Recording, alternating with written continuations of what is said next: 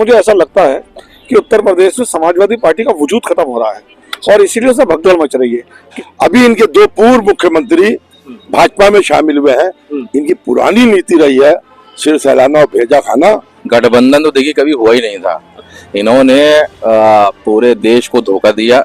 जून में इन्होंने एक इंडिया नाम का शगुफा निकाला और उसमें ये इन्होंने साबित करने की कोशिश करी कि हम साथ हैं। सबसे पहले तो बता दूं कि गठबंधन था ही नहीं।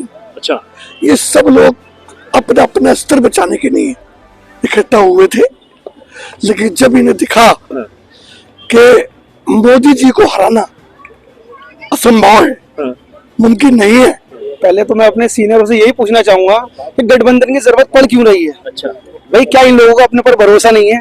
ये कहते हैं हमने 70 साल में बहुत विकास किया है। अगर इन्होंने विकास किया तो जनता इनको क्यों ललकार रही है? देखिए, मोदी जी के अंदर जो जादू है वो वाकई में जो एक सियासत का जो लेवल है वो इन 10 सालों में जो सीखा है उनसे, वो पिछले 70 सालों में नहीं था। नमस्कार, आदाब। आप देख रहे हैं एमकेएस न्यूज इंडिया और मैं हूं शारिफ खान।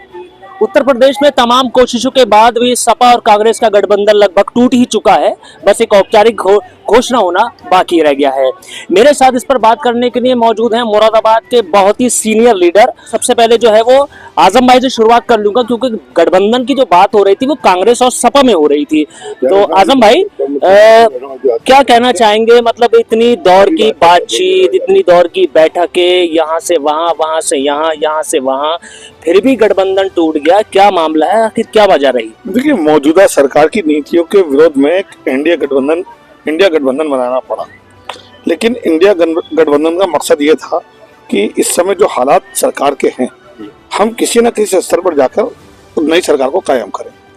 लेकिन सहमति नहीं बनी और जो लोग इंडियन गठबंधन पे कांग्रेस के नेतृत्व पे विश्वास करते हैं, मल्लिकार्जुन खड़गे जी पर विश्वास करते हैं, सोनिया गांधी पर विश्वास करते हैं, वो आज भी इस संगठन का हिस्सा है। और जो लोग विश्वास नहीं कर पा रहे हैं, जो अपने आप टिकट और घोषित कर रहे हैं, सीटें घोषित कर रहे हैं बंटवारे से पहले, कैसे वो टिकट घोषित कर रहे हैं मैं नहीं समझ पाता। क्योंकि मुझे ऐसा लगता है कि उत्तर प्रदेश में समाजवादी पार्टी का वजूद खत्म हो रहा है और इसीलिए उसमें भगदड़ मच रही है। किसी दिन 12 एमएलए भागने की सूचना आती है, किसी दिन 4 एमएलए भागने की सूचना आती है, किसी दिन राष्ट्रीय महासचिव की भागने की बात आती है, किसी दिन पार्टी के वरिष्ठ नेता उन्हें पार्टी को छोड़ रहे हैं। तो मुझे ऐसा लगता है कि समाजवादी पार्टी इस समय बिल्कुल ऐसे अंतिम दौर में है जैसे कांग्रेस 1992 में अंतिम दौर में थी।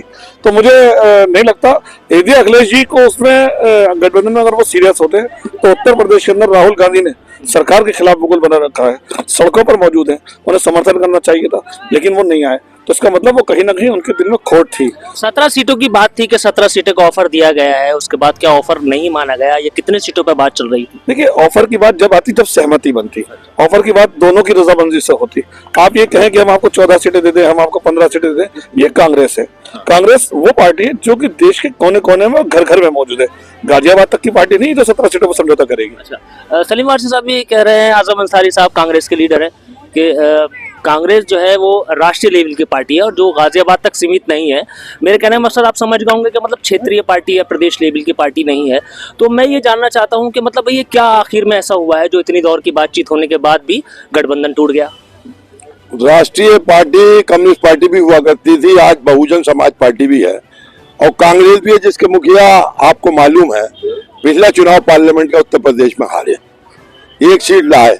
जमान से जब्त हुई पूरे उत्तर प्रदेश में कांग्रेस की, और समाजवादी पार्टी सेकंड नंबर पर रही उत्तर प्रदेश में, चाहे पार्लियामेंट पे रही हो या इसमें रही हो अभी विधानसभा में। और कहीं एमएलए हमारे समाजवादी पार्टी कहीं नहीं भागे।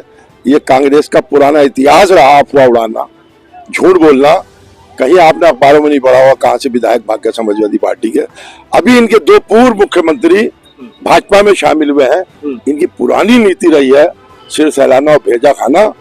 कांग्रेस ने हमेशा आरएसएस को पाला, आज वो इनको खत्म कर चुकी है हिंदुस्तान के अंदर। क्षेत्रीय पार्टी अगर नहीं होती तो हिंदुस्तान में भारतीय जनता पार्टी का जन कब का भूगोल बच गया होता। मैं गठबंधन पे आऊंगा। गठबंधन असल में जो इतनी दौर की बातचीत हुई, इतने लंबे समय से बातचीत हो रही थी, बैठकें हो रही थी, फिर भी बात नहीं बन पाई। नहीं, अभी भी गठबंधन हमारा कहीं फाइनल ये नहीं है कि टूट गया। अभी गठबंधन की बात जारी है, ये गठबंधन अभी हो सकता है।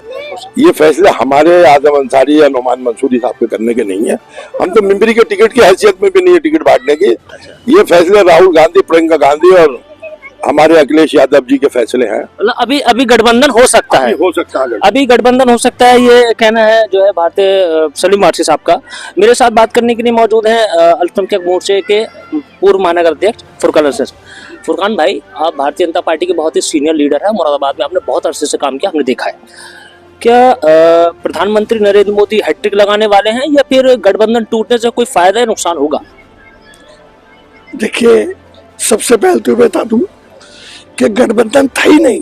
अच्छा, ये सब लोग अपना अपना स्तर बचाने के लिए इकट्ठा हुए थे, लेकिन जब इन्हें दिखा कि मोदी जी को हराना असंभव है, मुमकिन नहीं है, तो अभी अपने अपने रास्ते पकड़े कि हम अपने अपना स्तर कैसे बचाएं, अपनी अपनी जाने कैसे बचाएं। अगर गठबंधन होता तो सबसे पहले मैं मुख्यमंत्री क्या मैं पश्चिम बंगाल की मुख्यमंत्री भागी, उसके बाद नीतीश कुमार जी भागे, उसके बाद नीतीश कुमार जी तो भाग के आपके पास पहुंच गए। देखिए भागने आप हमारे पास पहुंच गया। देखिए, जिस तरह का माहौल चल रहा है देश में, जी इन सबको ये पता है जी कि गठबंधन कितने एक हो जाए, हाँ, मोदी जी को हराना बहुत मुश्किल है।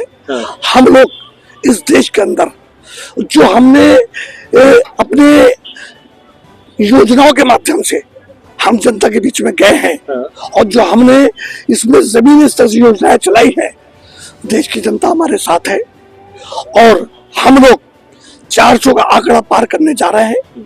और 2024 में हम बहुत अच्छे स्तर से, बहुत मजबूती से मोदी जी को 400 पार के आंकड़े में पार लेकर जाएंगे। 400 पार के आंकड़े में करेंगे। फुरकान हुसैन साहब कह रहे हैं कि जो योजनाएं हैं उसके बलबूते वो लेकर के जाएंगे। आप जो है वो कारीगरों की बात करते हैं, जो आर्टिजन्स हैं उनकी बात करते हैं, तो मैं आपसे जानना चाहता हूं क्या वाकई भारतीय जनता पार्टी की जो सरकार है, मोदी सरकार है, उसकी योजनाएं कुछ ऐसी हैं जो आपके दोबारा 400 पार सीटें लेके आ जाए? देखिए, मोदी जी के अंदर जो जादू है, वो वाकई में जो एक सियासत का जो लेवल है, वो इन 10 सालों में जो सीखा है उनसे, वो पिछले 70 सालों में नहीं था। जो हमारे बड़ों ने वो नहीं देखा होगा, मगर जो इस 10 साल में मैं समझता हूँ जो उन्होंने पूरा एक रुख चेंज कर दिया। पहले लोग प्रधानमंत्री का नाम नहीं जानते थे, लोग सिर्फ टीवी पे देखते थे 26 जनवरी 15 अगस्त को। अच्छा, और ये उनके अंदर एक जादू है कि आज एक बच्चा भी पूछोगे ना तो कह देगा मोदी जी मोदी जी। तो ये एक सोचने वाली विषय है। मैं समझता हूँ इससे राहुल गांधी जी हो या और पार्टी हो, वो इससे सीख लें। कल मैं उनके प्रोग्राम में एक लखनऊ गया था, जो समिट हुई थी, वहाँ पर भी उन्होंने कहा, बातों बातों में इशारा दिया कि हमने देश में अभी चौधरी चरण सिंह जी को उन्होंने भारत रत्न का अवार्ड दिया है। उन्होंने कहा किसान मजदूर को हम सम्मान दे रहे हैं। अगर ये सम्मान उन्होंने कहा कि कांग्रेस ने इतने लंबे राजनीति करी, क्यों नहीं दिया? तो अभी हमारे मुरादाबाद में 2 पद्मश्री उन्होंने आर्टिजन्स के क्षेत्र में दे दिए, जबकि मुरादाबाद के कारीगर बाबूराम यादव जी हो, चाहे दिलशाद हुसैन साहब हो, मतलब लोगों को जोड़ना वो जानते हैं अच्छी तरह कि कैसे लोगों को आकर्षित किया जा सकता है, लोगों को जोड़ा जा सकता है। भारतीय जनता पार्टी ने जोड़ा है लोगों को। साहब कह रहे हैं कि भारतीय जनता पार्टी ने लोगों को जोड़ा है, कांग्रेस जो 70 सालों में नहीं कर पाई है वो भारतीय जनता पार्टी ने 9 सालों में कर दिया। क्या कहना? देश जानता है 70 साल में कांग्रेस ने क्या किया। कांग्रेस ने देश को मजबूत करने के लिए एम्स जैसे बड़े संस्थान दिए, बड़ी बड़ी यूनिवर्सिटीज दी, बड़े बड़े ITI दिए, रेलवे का इंफ्रास्ट्रक्चर दिया, बड़ी बड़ी चीजें दी। अब जो लोग ये कहते हैं कुछ नहीं किया, तो मैं नहीं समझता कि 2014 के बाद ही शायद देश के अंदर कुछ बना। और यदि उन्होंने विकास की सोच से काम किया है तो उनको धरातल पर गांव-गांव जाकर अपनी योजनाओं का प्रचार करने की आवश्यकता नहीं पड़ती। कभी आपने पिछले 70 साल में ऐसा नहीं देखा होगा कि गली मोहल्ले में टेंट लगाकर कांग्रेस ने किसी योजना की चर्चा की हो। वो इसलिए नहीं की कि उसे देश की जनता के नेतृत्व पर भरोसा था कि जो जनता को प्राप्त हुआ, जनता उसका रिटर्न देगी, और इसीलिए 70 साल तक एक लंबा अरसा कांग्रेस की सेवा करने का उन्होंने मौका दिया। अभी भाई ने मैंने कहा कि 400 पार की बात कही, ये जनता जनादेश का मामला है।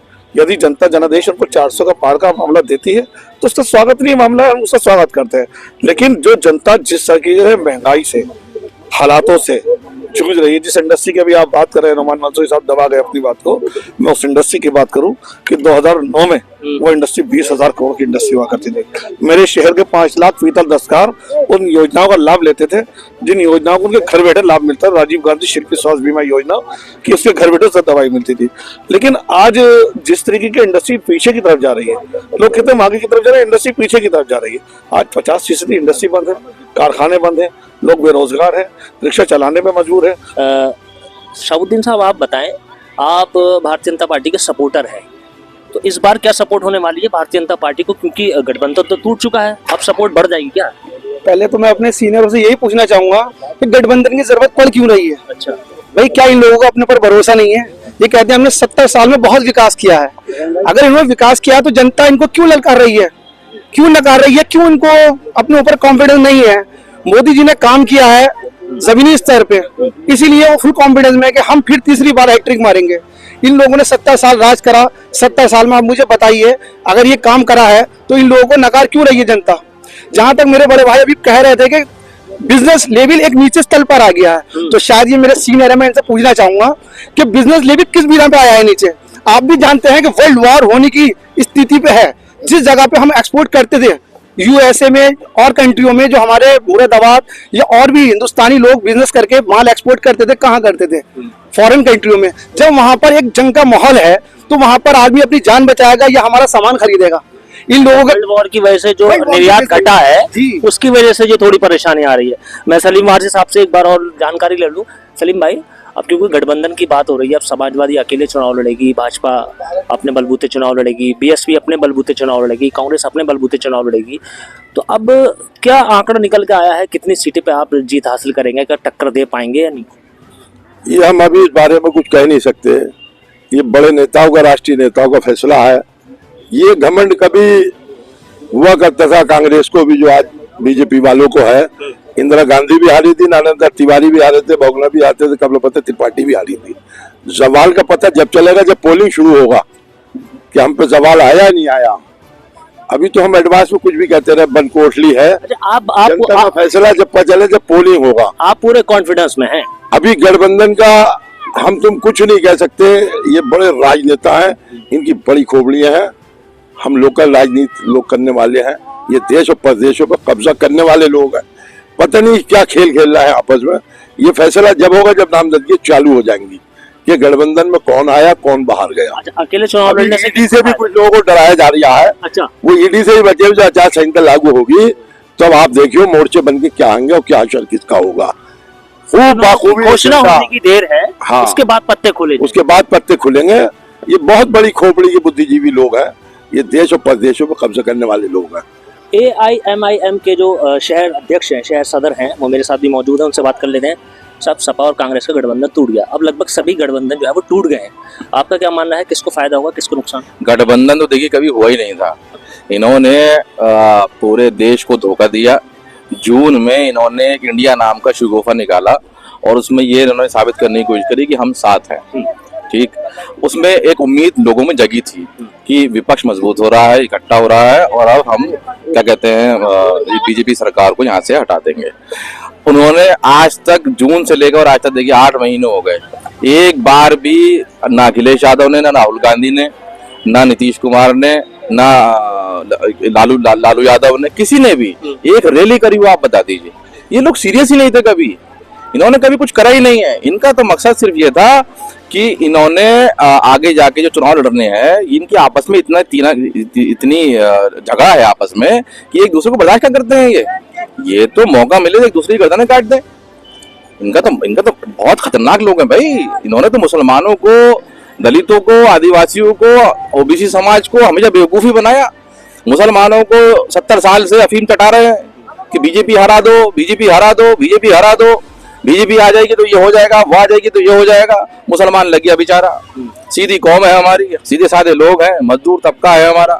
उस पूरी कौम को इन्होंने बीजेपी हराने में लगा दिया। बीजेपी तो हारी नहीं। हमें तो ये लगाना था कि भाई आप मुसलमानों को जिताते, मुसलमान जीतते, मुसलमानों के अंदर ये भावना पैदा करते कि आप इस देश के नागरिक हैं, आप जीत सकते हैं, आपकी इसमें भागीदारी है, आपकी इसमें हिस्सेदारी है। इन्होंने ये तय कर रखा था कि मुसलमानों को हिस्सेदारी नहीं देनी है, चाहे कुछ हो जाए। मुसलमानों की से जायदाद भी ली, जमींदारी में जमीनें भी ली। जो मुसलमान 33% आजादी के बाद थे वो आज 0% चले गए, तो बीजेपी सरकार में तो नहीं गए थे, वो इन्हीं की सरकारों में गए। मंडल कमीशन आया, उम्मीद बनी थी मुसलमानों को आरक्षण मिल जाएगा। मुलायम सिंह यादव ने, अखिलेश यादव ने वादा किया कि मुसलमानों को 18% आरक्षण देंगे, वो कहाँ है आरक्षण, आज तक नहीं मिला। तो हमारा तो इन्होंने बेड़ा गर्क करके रख दिया। पूरे समाज को इन्होंने अफीम, गांजा, सट्टा, जुआ, इन सब चीजों में लगा दिया। क्या चुनाव की घोषणा होने के बाद कुछ उम्मीद है? अब ये बताइए, क्या AIMIM भी किसी से गठबंधन करेगी, अकेले चुनाव लड़ेगी? देखिए, हमारा जब हमने विधानसभा चुनाव लड़ा था तो हमारी उच्च ने गठबंधन किया था, हम उस गठबंधन में लड़े थे। जब हमारा बिहार में चुनाव हुआ तो हम उसमें उपेंद्र कुशवाहा सब लोगों के साथ मिलकर चुनाव लड़े थे। ऐसा नहीं है, हम गठबंधन तो बहुत जरूरी है। हमने अपने पैगंबर मोहम्मद से सीखा है। हमने रसूलुल्लाह सल्लल्लाहु अलैहि वसल्लम ने फरमाया, उन्होंने मिसाके मदीना करा। मिसाके मदीना में क्या घर मुस्लिमों से गठबंधन नहीं कर रहे थे क्या? वो joint defence pact of Medina था, तो वो करा गया था। तो उसमें गठबंधन में हमारा किसी से कोई एतराज नहीं है। हम ये कह रहे हैं कि हम अपनी लीडरशिप खत्म कर गठबंधन नहीं करेंगे। MIM जो है गठबंधन करेगी, और आप देखिएगा ये किसी का गठबंधन नहीं होना। हाँ, अभी शिवपाल सिंह यादव जी का बयान आया था, समाजवादी पार्टी शिवपाल सिंह यादव ने बनाई है, अखिलेश यादव ने नहीं बनाई है। मुलायम सिंह यादव, शिवपाल सिंह यादव ने पार्टी बनाई थी, उनका भी बयान आया था कि हम चाहते हैं कि उत्तर प्रदेश में MIM के साथ हमारा गठबंधन हो जाए। तो अब यहाँ के लोकल लोग क्या कह रहे हैं, हमें उस बात से फर्क नहीं पड़ता। वो लोग पता नहीं क्या कह रहे हैं, उनको पता नहीं क्या समझ है।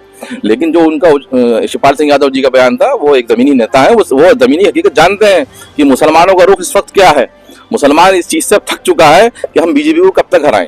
AIMIM का रुख अब जो है, रुख क्या है? अब जो गठबंधन टूट गया, अब किसी से कोशिश होगी या फिर अकेले चुनाव लड़ेगी? नहीं, अब देखिए, इसमें हमारा उसने तो तय करेगा सारा का सारा, और उसके अंदर लगातार बातचीत चल रही है। देखिए, हम अभी उत्तर प्रदेश में छोटी पार्टी है, ठीक है, तो ये लोग हमें जो है मुंह नहीं लगा रहे थे, ठीक। अब इन्होंने निकाय चुनाव का रिजल्ट देखा तो इनकी समझ में आया कि जमीन हिलने शुरू हो गई है। अब जमीन हिल रही है, कुछ दिनों बाद जमीन खिंच जाएगी। भाई, आप PDA का नारा लगा के आप मुसलमानों को बेवकूफ नहीं बना सकते। आप PDM कह देते हैं, वहां पे भी आप PDA कहेंगे। हाँ, वो कह रहे हैं कि पिछड़ा, दलित, अल्पसंख्यक। अब अल्पसंख्यक में कौन बोला? अल्पसंख्यक में वो ये तो आम आदमी की बात है, मीम की तो बात ही नहीं है कहीं पे। ये PDA जो है, ये पैसा दौलत फॉर अखिलेश। अच्छा, हाँ, पैसा दौलत फॉर अखिलेश है सारा का सारा मामला।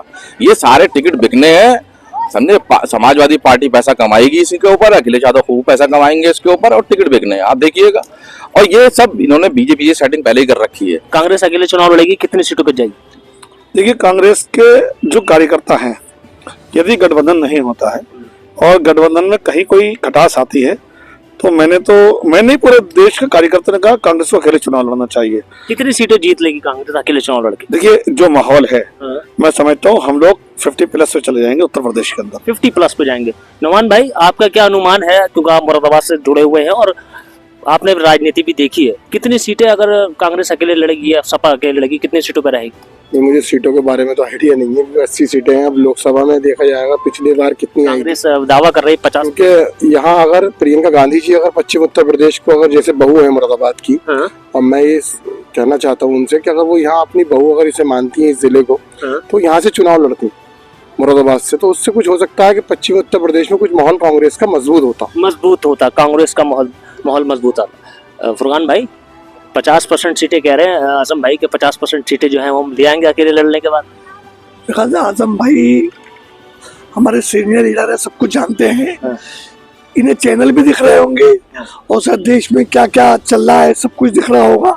अब अपना दिल समझाने के लिए कुछ भी कहें या कैसे कहें, किस तरह की लहर चल रही है कि कांग्रेस के कितने बड़े बड़े लीडर पार्टी छोड़ के भारतीय जनता पार्टी में शामिल हो रहे हैं, और कुछ लीडर ऐसे हैं जिनको हम लोग ही नहीं ले रहे। अभी हम अब इतना वक्त नहीं, इस समय नहीं है कि हम लोग खुद इतने मजबूत हैं कि हमें दूसरे आने की नहीं है, हमें लेने की आवश्यकता भी नहीं है चीज की। लेकिन मैं पूरे कॉन्फिडेंस से, और जैसे देश में उत्तर प्रदेश में माहौल चल रहा है और हालात दिख रहे हैं, ये तो जनता जानती है कि 80 की 80 सीटें उत्तर प्रदेश के अंदर भारतीय जनता पार्टी जीतने जा रही है, और पक्के देश में उत्तर प्रदेश के अंदर एक ऐसा विकार बनाने जा रही है कि जो आज तक मोदी जी ने कभी किसी ने नहीं देखा होगा। जो मोदी जी 80 की 80 सीटें उत्तर प्रदेश के अंदर जीत के एक इतिहास बनाएंगे। तो ये थे फुरकान हुसैन साहब जो कह रहे थे कि 80 की 80 सीटें जीत के भारतीय जनता पार्टी एक इतिहास बनाएगी, इतिहास के पन्नों में दर्ज हो जाएगा। फिलहाल आने वाला समय, आने वाला वक्त बताएगा कि कौन किसके ऊपर खरा उतरता है। फिलहाल ये तो देखने वाली बात होगी। मैं अपने सहयोगी शारिक अंसारी के साथ Sharif Khan, MKS news India, Moradabad. ताज़ा तरीन खबरों के लिए देखते रहें हमारा channel MKS news India. Channel को सब्सक्राइब करें, लाइक करें, बेल आइकन को दबाना ना भूलें।